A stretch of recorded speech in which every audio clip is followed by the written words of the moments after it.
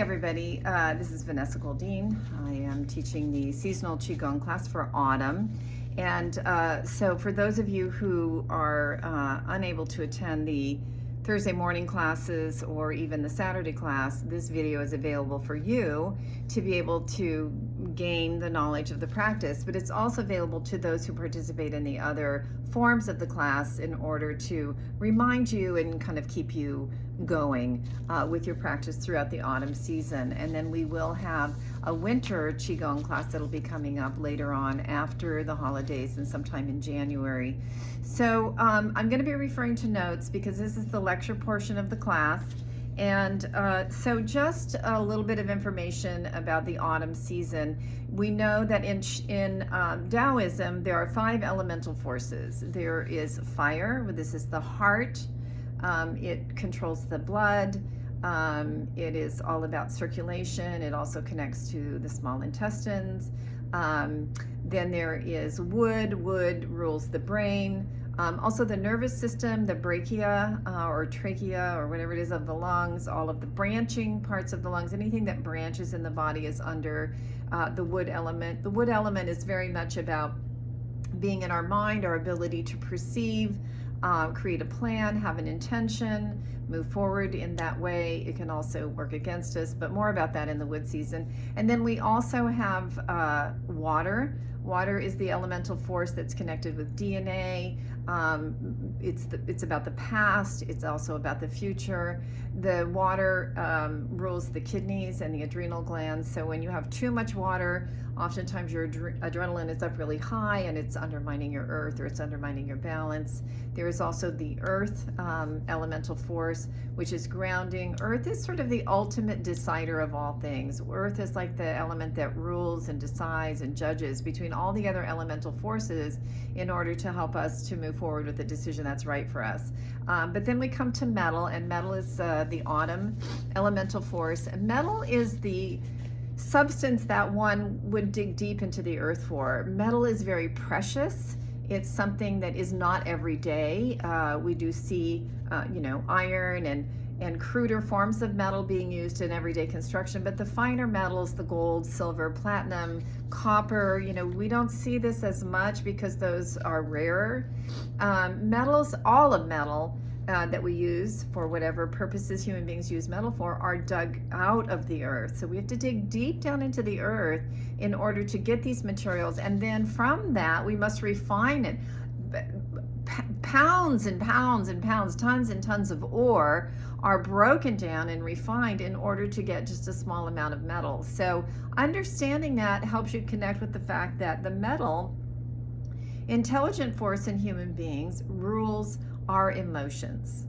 That's something that we often have to dig deep for. It's something we often have trouble connecting to. So the autumn season is a time to really work with and practice with and connect with our intelligence that has to do with our emotions, and that is the metal element. So a lot of the practice is geared toward connecting with the breath, because breath is directly links to how we feel. If we're really upset and mad, we might be puffing, we might be huffing and puffing mad. If we're really shocked, we might be holding our breath. If we're really angry, we might be yelling, and that is a moving out of your breath. If we're really sucker punched by somebody, we might be holding our breath. We might be afraid, we might be timid, we might be shrinking. And so it's important that we're able to process emotional charges and clear them out. Young children do this naturally. I can tell a story about one of my grandsons who got hit in the head at a party by one of those sprinkler nozzles. The kid was swinging this thing around and he knocked him right in the head, and he had a big gash and he was bleeding. And everyone came around and said, "Oh, don't cry, everything's okay." And my husband, David, who had the wisdom to move everybody away and say it's okay to cry. Crying is kind of the only normal response to this very shocking experience. And so we took my grandson inside where it was cooler, where it was darker. I sat with him on the stairs for a few minutes, and he was all upset and crying. And after a few minutes, he sat very quietly, became very still, which is like the freeze response. And then a few moments later, he kind of shuddered and kind of shook out of it. And a few minutes later, he said he was hungry. So children are naturally resolving their emotions because they don't wear masks and they don't feel suppressed and they don't feel like it's not okay, even though all these people were telling him it's not okay to cry. Just don't ever do that. So this is really about you having permission to feel what you feel and understanding that emotions are irrational. There's no explaining where emotions come from. Sometimes something can just set you off for no particular reason, but more often than not, it's tapping into something that you've experienced from long ago. Maybe you've experienced it repetitively, so it's become a pattern. So during the practice of this Qigong, a lot of the movements and meditations are designed to connect you with older emotional Qi. Qi is energy and information. And so as you're connecting to that older energy and information, we are creating a pathway through the practice to unwind that from the visceral body. Qigong is ultimately a practice of connecting to breath and unwinding all emotional charges and the acquired personality. The acquired personality is the way that you've adapted to living in the world. It's not who you truly are, it's the face you put out to everyone. So we sort of begin to let the flakes of that acquired personality come off so that we can truly shine as the unique individual that we are. So the other function of the daily practice of Qigong is in order to be able to acquire more energy and information that can guide us through our life and help us to grow in wisdom and help us to enjoy our life more, we need to be able to upgrade the circuitry of our body. So if our body is toxic, if we have lots of toxic emotions, if we are overworked, if we are overtired, if the adrenal glands are shot, if we're not sleeping well, then we have very low energy reception. So you could say that your energy receptor system is wired with lead. So the goal is to begin to gradually shed off those things, upgrading your wiring so that you can go from copper to gold to silver to platinum, whatever it is. You're elevating up in your ability to receive energy and information from a higher source, or what I like to call the super consciousness. This is really about God. Some people don't like that word. You could use divine presence. You could put in there whatever you want. I am not particularly attached to defining what that is. I simply know that it is, and that it empowers me to gain information that I would not normally have access to as I continue my daily practice. So that's daily practicing in a nutshell, and a little bit about the metal element. I'm going to refer to my notes here. The metal element is represented by the color of white. It is, in essence, it represents a sort of a luminosity. When you look at a beautiful piece of metal that's been polished, it has a luminosity and a sheen to it. Metal also is represented by sparkling. There is the absolute yin of metal, which is connection to celestial, so that would be the sparkling light of starlight, of planetary lights, of the glow of the moon. These are all things that are associated with the metal element.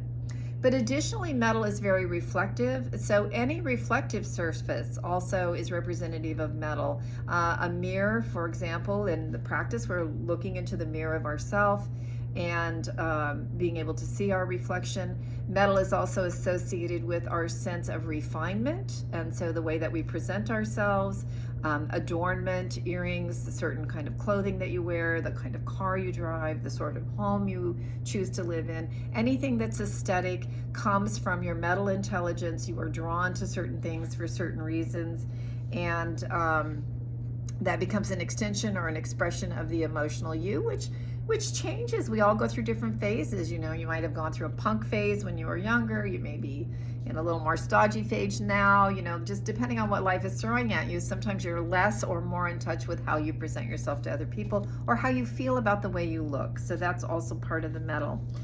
The metal, in terms of the body, it rules the orbs of the lungs. The orbs of your lungs go all the way from the top of your, right underneath your clavicle. This is the top of the lung, all the way down to the very bottom of the rib cage is the full length of your lungs. The larger part of your lungs is in the back of your body, and the lungs per volume, actual occupied space, are the largest organ in the body.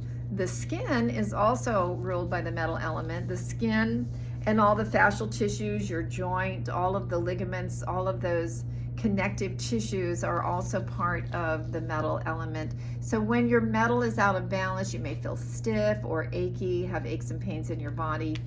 The other interesting thing about metal is also the edge between things. So your skin is the edge between you and the rest of the world. And we tend to think that you end and begin here at your skin, but in actuality, you do not. The skin is just a surface that contains the gooey ooze that is your innards and your inner self. But you are literally connected energetically to every other object and creation and everything that's in existence. A really good example of this is the fact that trees emit cytokines. They communicate to each other through cytokines, so they absorb cytokines from each other. But we also absorb those cytokines when we breathe in the air and through our skin.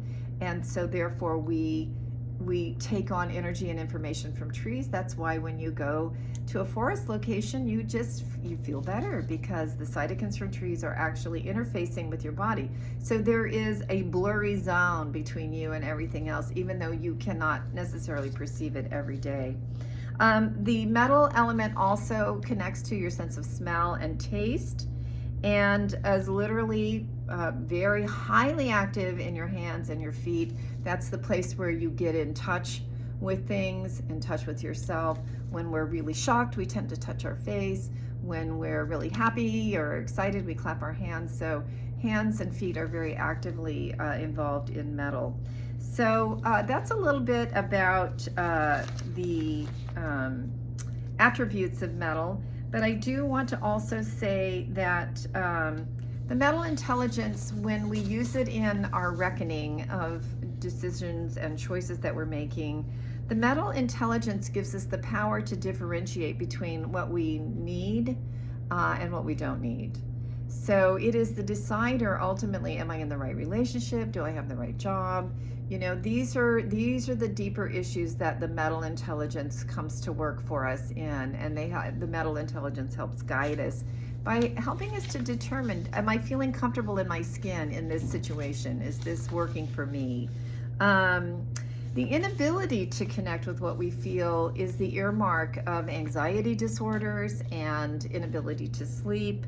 When we can't be in touch with what we feel, we literally have no guidance system. So for people who have, for example, been on antidepressants, they often, when they come off of them, are unable to navigate because they are now disconnected from what they feel. The very nature of these medications makes you feel less. So when you come off of them, you can't feel much, and that can be very disorienting. So that's a whole other subject for a wellness consult. But the metal intelligence connects us to our breath, and breath in many ways is the metronome for your microbiology. It is also your connection to how you feel deeply.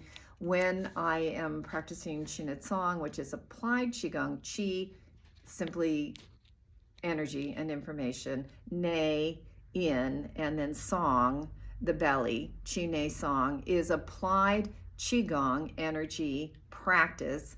And when I am working with a client in the Qigong practice, I am predominantly in the beginning watching the movement of their breath and helping them to connect with the movement of their breath, because irregularities in breathing often are markers for various organ malfunctions and different conditions of mental or emotional well-being associated with breath. Oftentimes the breath is very low, almost imperceptible. This is a person who's hiding, they're insecure. If the breath is shaky, that tends to indicate that someone is nervous. If the breath is really strong in the belly but almost non-existent in the upper chest, that speaks to a level of disconnection from the heart. And so it goes on and on. So the cultivation of a smooth and steady breath and the ability to breathe consciously with awareness is really crucial to good emotional health and being able to grow in your Qigong practice. So I think that pretty much covers everything in those notes. The metal element also gives us courage. That's one of the attributes of the metal element. It gives us the courage to be inspired and to connect with others and to speak our mind and to speak our truth. So less positive expressions of the metal element are being out of touch with yourself or your environment, depression, lack of feeling, sadness, confusion, being unreliable or deceitful. People who are unreliable or deceitful are hiding. So they're really buried their metal down far. A tendency to be hypocritical is also an over active metal element, and reactive, resentful, jealous. Difficulty letting go of things and losing touch with your values, or not valuing others and having a lack of boundaries. So the metal intelligence also rules our spirit, or in Taoism, Chinese, we call that the Po, P-O. The PO is what animates us. It's our spirit, or it's us, the sensation of being aware, having awareness. It is the divine self that lives within us and is considered the most crucial aspect of our existence as human beings on this planet. And it is the goal of the Qigong practice to build and cultivate a stronger Po. So that is pretty much the lecture portion of the Autumn Seasonal Qigong, and so we'll end this part of it. I'm not always looking in the right place, so forgive me if my eyes do not sit that. Anyway, that's the learning how to make videos. But the lecture portion is now wrapping up, and so there'll be a little bit of a pause in the continuation of the video, and I'll be moving into the actual practice, showing you how to make the movements, what the meditations are, and the breathing techniques. I'm very excited to share this with you. Thank you all for tuning in, and I'll see you when